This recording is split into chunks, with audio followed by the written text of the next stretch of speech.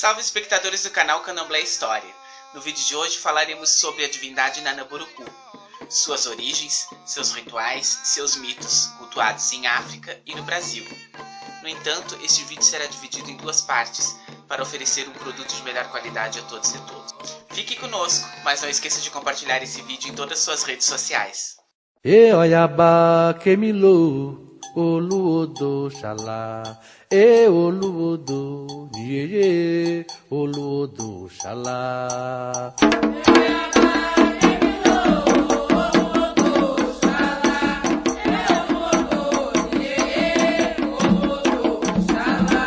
E oyaba kemilo oluodo.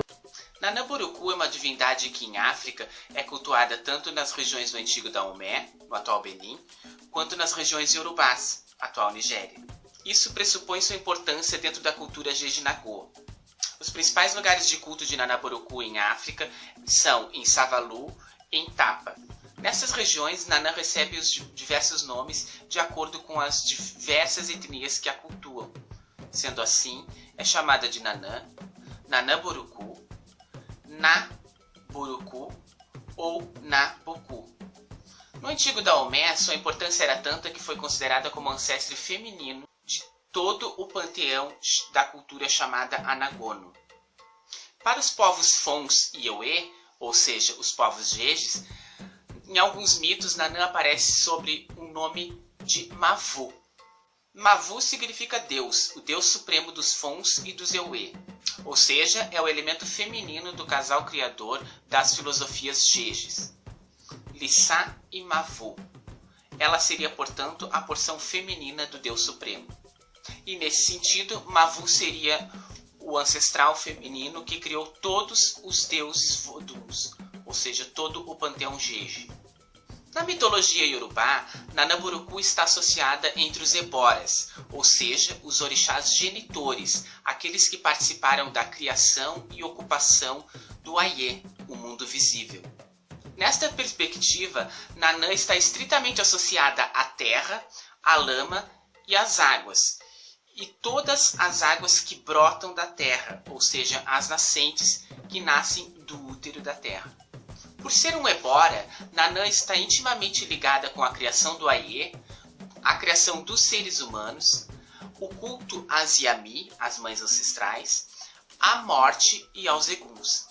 E por isso, muitas casas de axé a colocam no mesmo patamar que Oxalufã, o orixá Unlá, o grande orixá, o deus da criação dos homens.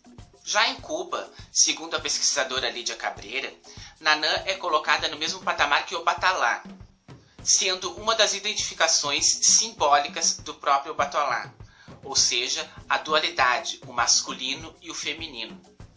Assim, em Cuba, em vez de Ododua, é Nanã quem assume o papel feminino de Obatalá e seja a força criadora de tudo aquilo que é feminino, de tudo aquilo que é gerador de vida. Em seus itãs, cantigas e objetos rituais, os principais elementos que constituem o culto a Nanaburuku aparecem, ou seja, a lama, a água e a morte. A água e a lama aparecem representadas em seus assentamentos.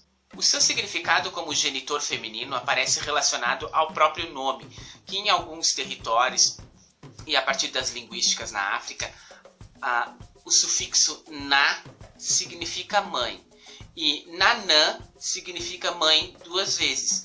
Portanto, é a partir daí que se identifica que essa divindade está relacionada à fertilidade, à maternidade e à própria ancestralidade. Esse aspecto maternal, associado à água, à lama e à terra, conferem a Nanã também o título de protetora da agricultura e dos grãos. Como dissemos, Nanã está ligada à criação do Aie, à criação dos homens e à morte. Portanto, Nanã simboliza a ancestralidade e o próprio renascimento. Ou seja, em um dos seus itãs, um dos seus mitos, Nanã aparece como aquela que forneceu a Oxalufã a lama para que este criasse os seres humanos.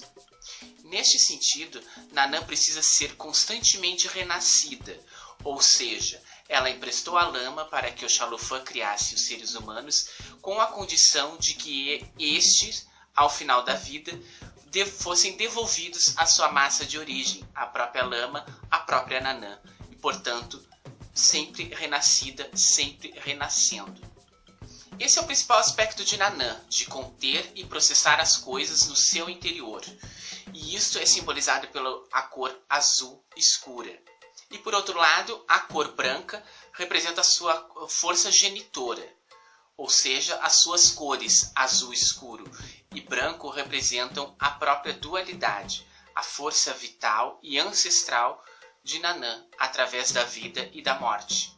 Todos os seres humanos, vivos ou mortos, são filhos de Nanã, ou seja, todos nós pertencemos à massa de origem de Nanã Borucu. E esses seus filhos ancestrais são simbolizados através de seu principal fetiche, o Ibiri, que ela carrega sempre em seus braços, que representa todos os seres humanos, vivos ou mortos, mas principalmente o seu filho, Obaluayê. Segundo um de seus mitos fundantes, Nanã já nasceu com o Ibiri, ou seja, ela não herdou ou não ganhou este objeto de ninguém. O Ibiri significa aquele que é o meu descendente, portanto ela já nasce com ele.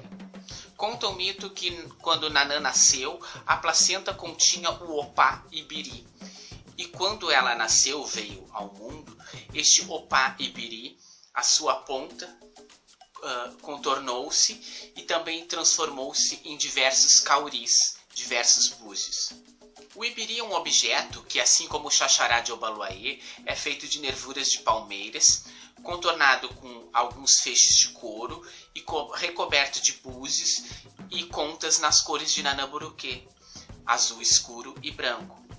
A relação de Nanã com os Oku Orum, ou seja, os mortos descendentes em seu interior, e com os Ará Ayê, aqueles que descendem de seu ventre, ou seja, da lama, os seres humanos, está relacionada com a quantidade de cauris utilizados em todos os rituais e ornamentos de Nanã Borucu. Por ter essa ligação entre a vida e a morte, é por isso que Nanã utiliza uma quantidade imensa de búzios, sobretudo no seu colar ritual, chamado brajá. Ela utiliza 2 brajás atravessados a tiracolo, que simbolizam o encontro do masculino e do feminino, da vida e da morte, dos ancestrais divinizados e dos ancestrais aqui na Terra, e sobretudo simboliza o encontro do passado, do presente, projetando sempre para o futuro e para a continuidade. Esses são os principais aspectos de Nanã Borucu. Se você está gostando desse vídeo, não esqueça de compartilhar em todas as suas redes sociais. Mas não esqueça também de continuar assistindo a segunda parte do vídeo, que está logo aqui no card. Muito obrigado a todos. Axé! E Oyaba Kemilo, Oluodo Xalá. E Oluodo, Oluodo Xalá.